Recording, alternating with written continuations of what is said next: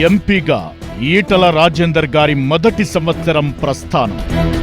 కాంగ్రెస్ ప్రభుత్వం హైడ్రా పేరుతో పేద ప్రజల ఇల్లు కూలగొడుతుంటే అడ్డుకుని వారికి అండగా నిలిచారు.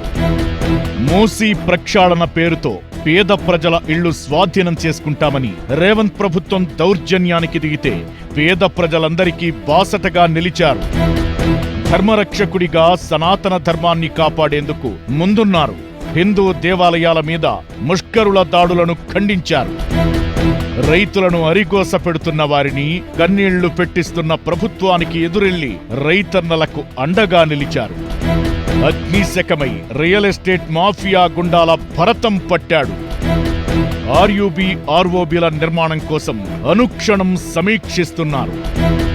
రైల్వే శాఖకు సంబంధించి కేంద్ర మంత్రులతో అనేక చర్చలు జరుపుతూ శాశ్వత పరిష్కారం దిశగా అడుగులు వేస్తున్నారు.